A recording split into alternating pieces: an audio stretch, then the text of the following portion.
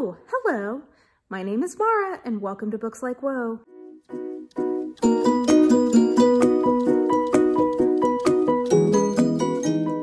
Alrighty, guys, another month, another book haul.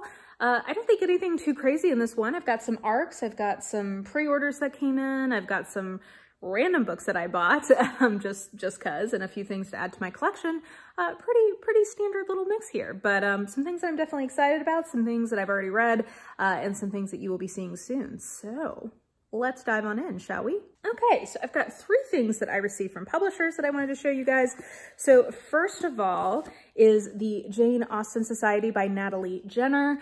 I believe when this haul goes live, you will be seeing a video featuring this book on Tuesday that I'm really excited about. I had a really fun time coming up with the idea for it and doing it, so I hope you guys like it. But anyway, I'm also really excited about this book. So the reason I'm excited about this is it's giving me a lot of the same vibes as the Guernsey Literary and Potato Peel Pie Society. I never can remember the name of that book, but it's that like historical fiction around the, you know, World War II era, small community coming together, in this case, to like preserve Jane Austen's home and estate. And yeah, I just think it seems like a really cozy, fun book. So I'm excited to read this. It comes out in May. So I received this from St. Martin's Press. And then I had 2 come in from HarperCollins, one of which I asked for, and the other she just thought I might enjoy, and it's an author I like, so it was a good guess. So first is Take a Hint, Dani Brown by Talia Hibbert. I read and really enjoyed Get a Life, Chloe Brown, I believe in February or March, like late February, early March. It was really cute. And I'm actually even more excited for this one because the premise is even more my deal, which is sort of similar to the premise of Girl Gone Viral, where people online think that 2 people are together and then that ends up kind of pushing them together. I just think it seems super cute. I really love Talia Hibbert as an author. I love her authorial voice and kind of point of view. So I think this is going to be one I really enjoy. And this is going to be our We Need Diverse Romance pick for July, I believe, because I believe this comes out in June, so I think I picked it for July so people would have time to get their hands on it. But anyway, I'm really excited for this one. So she sent me that, and then she also thought that I may enjoy The Summer Deal by Jill Shalvis. So I really like Jill Shalvis. She is a really good contemporary romance author. She wrote, I think it's called Lucky Harbor. It was like a small town contemporary series that I very much enjoyed. And I think this is her foray into sort of more between contemporary romance and women's fiction, like those sort of ones that straddle the line a little bit. And I've never tried a book like that from her before. I'm excited to give this one a try. It comes out on June 2nd, I believe. And yeah, like I said, I just think that this would be a nice escapist kind of book. I don't know how much summer vacationing people are going to be doing abroad, but you know, you can take it out on your porch, enjoy the summer sunshine, and think about the vacation you might have had anyway. But anyway, I do really like Jill Shalvis, so I'm excited to try something different from her. Okay, and then a couple of things that I got for challenges that are coming up. So first of all, Exhalation by Ted Chiang. I've heard great things about the short story collection, and this is a part of my Operation Sci-Fi challenge that I've been working on all year, which you will continue to see things about. So this is a part of that challenge, so I needed to get it for that. So I had some points from Amazon, so I used that on this. And so excited for that. And then another We Need Diverse Romance pick that I will slot in at some point this year, just because I've heard such great things about this and I've wanted to try Rebekah Weatherspoon, is RAFE, A Buff Male Nanny. I love that that is the full title, RAFE, A Buff Male Nanny. And you might think from that this is like maybe a little silly or sort of on the like very lighter end of romance. And I do think that it's like a fun romance, but I've heard that it's like genuinely really good. I've heard this guy is like a cinnamon roll hero. He is a male nanny, a manny. I don't know. It just seems like a fun one. So I'm going to pick this at some point this year for We Need Diverse Romance as our pick. Then I have a couple of pre-orders, one I've read and one I have not. My first one was 8 Perfect Murders by Peter Swanson. I did read this and I gave it 4 stars. I kind of got into my full thoughts about this one in my March reading wrap up, so you can go check that out. In that video, I give you spoiler warnings for a bunch of books that this spoils, but all in all, I personally really enjoyed this. I don't think it's a book for everyone, but it really hit the spot for me. So this is a really fun like mystery thing if you're okay with having a bunch of classic mysteries spoiled for you. And then one I have not yet read is The City We Became by N.K. Jemisin. And I am quite excited to get to this because in How Long Till Black Future Month, there is a short story that I think is sort of the like idea seed for this full book. And I'm excited to see that seed grow and see what kind of book it turned into. So yeah, excited for this one. This is sort of like, maybe like urban fantasy or dystopia. I don't know. It's speculative fiction where cities sort of have like souls, something kind of like that. Okay, and then we have 2 entries in my Every Man's Library Pocket Poets collection editions. So I got 2 because they both price dropped to $10. So the first was Frost, which is a collection of Robert Frost poems. Appropriately enough, there are little snowflakes on the spine here. So there's that one. And then, in honor of my kitty cats that have come into my life, The Great Cat, Poems About Cats. So there you go. Oh, and look, it's little whiskers on the spine. That's super cute. Okay, yeah, so those are my 2 entries in my poetry collection for the month. And then finally, some random entries of books that price dropped or sounded good to me or just ended up somehow in my possession. So first of all, a mystery called Miracle Creek by Angie Kim. This is one that got a lot of buzz last year. I heard great things about it.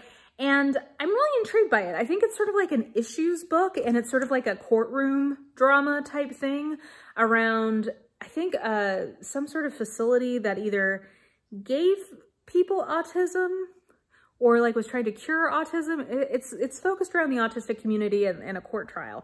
And apparently the courtroom scenes are like super gripping. So I'm just intrigued by this. I've heard pretty much nothing but good things about it. So I thought that might be sort of a little out of my mystery wheelhouse, but adjacent. Then I have Lighting the Fires of Freedom, African American Women in the Civil Rights Movement by Janet Dewart Bell. And I put this in my wish list on Amazon almost 18 months ago, I guess now, when I read all of the autobiographical graphic novels from Congressman Lewis about his time in the civil rights movement. And one of the things that really struck me as a result of reading those graphic novels was how many women in the civil rights movement I had never heard of that he referenced and that I wanted to learn more about. And this price dropped down to like $10, so I went ahead and grabbed it. There's actually, I was sad when I was trying to find books about this topic. There weren't as many options as I would like, but I'm excited to just learn more about like some of the women who were significant players in that really important movement. So this should be super interesting, I think. And then I've just been hearing so much buzz about The Widow of Rose House by Diana Biller. I think this is sort of like a gothic historical romance that sort of straddles the line between being more gothic versus more historical romance. From what I can tell, I've heard great things about this, so I don't really know much about it, just I've heard the buzz and I'm intrigued by that as its kind of genre project. So I don't really want to know much more about it. I kind of want to go in blind. But a lot of reviewers that I know and trust seem to have been really into this year. So I'm intrigued to try it. And then some things I picked up from independent bookstores just because in these times I'm wanting to try to make sure I'm deliberately ordering from those folks. And generally just if you're able to, this is a hard time for independent bookstores. It is also just generally a hard time for publishing. A lot of things are getting pushed out. So, you know, everybody's circumstances are different. The library is a fantastic resource. I'm so thankful for ours right now. What a great collection they have. So no pressure. Right now I'm able to do this. So I want to do it. So the first thing that I picked up from my local bookstore, which is called The Bookshop, it's called The Bookshop, and then they are on an online selling platform called bookshop.org, and a lot of independent bookstores are able to do e-sales through there. So definitely worth checking out. And one of the books that they had available on there that I had been interested in, and with this lockdown I think is very appropriate, so I'm hoping I can kind of get to this soon, is How to Do Nothing, Resisting the Attention Economy by Jenny Odell.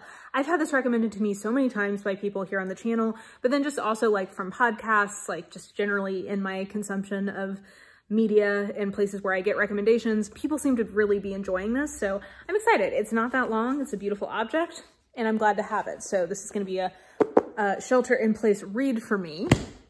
And then I ordered 2 things from the Rip Bodice, which is the only romance-only bookstore in America. It's out of LA, and they are putting together these really cool care packages, which I didn't do just because it seemed like they'd gotten a lot of those requests and were a little overwhelmed at the moment I was placing my order. Now it seems like they've caught up, but they do care packages. They do a lot of cool things, including blind dates with books, which will be my last thing we'll do. But one thing I ordered knowing what it was a Prince on Paper. This is the 3rd in the Reluctant Royal series by Alyssa Cole, and it's the only one of the main ones that I didn't have, and it's the one I'm most excited about. So I went ahead and picked up a physical copy of this. I'm very pumped for it. These covers are gorgeous, and I loved Naya in A Princess in Theory, so I'm definitely excited to get to her story. So I got that, and then we are going to find out what blind date with a book I was sent. So I just picked a mass market as my size, and I love the pizza wrapping, and I love this description, which is, her new groom only warms to her in bed.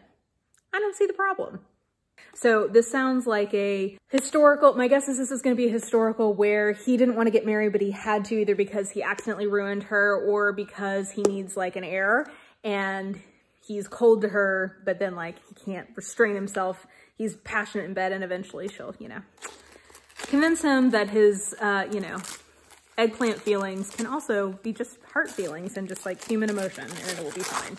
That's my guess. Okay, so what is it? Okay, it is definitely historical, because check out that open shirt. It's called London's Best Kept Secret by Anabelle Bryant. I have never heard of this book, and I've never heard of this author, but the description is, in Anabelle Bryant's latest novel of ardor and ambition, a lord will stop at nothing to possess the woman of his dreams. Oh, okay, so he actually, apparently he does like her, but let's see here. In monetary matters, Jeremy Lockhart, Viscount Deering, is used to be in control, but from his first sight of Lady Charlotte, his carefully cultivated world is rocked to its foundations. Determined to best her other, more eligible suitors, he goes to great lengths to ensure his betrothal to Charlotte. A locked black leather box holds the dark secret that has assured his success. Is it like something magical? That would be fun. Innocent Lady Charlotte is baffled by her new husband's behavior. Why does Lord Deering seem so distant one day and so attentive the next? Her family's dire financial straits did not allow her the luxury of an extended courtship. If only she could entice him into the marriage bed. What? I thought that was the only place he was warming to her. Okay. When at last Charlotte's efforts are rewarded, she revels in Jeremy's unexpected bold possessiveness. But outside of their bedchambers, her groom's guardedness quickly returns. Passion is no longer enough for sweet Charlotte, who vows to unlock the mystery of this complicated man. The truth, however, might be more than her principled heart is prepared to handle. Okay, so actually, this sounds like a historical I could be super into. It's in the Midnight Secrets series. It's Zebra is the publisher. Okay, well, you know, I had no knowledge of this book. Oh, he has a little, do you see his tiny little ponytail? Okay, I had no knowledge of this book, but I think that this could just be some sort of like fun escapism. Yeah, like this, I tend to like historicals where they get married pretty quickly, and then like really the tension is them resolving like how they're gonna make a life together. That is often a formula in a historical that will work pretty well for me. And Zebra is definitely like, in the history of the romance genre, a purveyor of crazy sauce. So I'm hoping that I will get some just sort of crazy sauce fun historical with this. So pretty happy with my blind date selection here.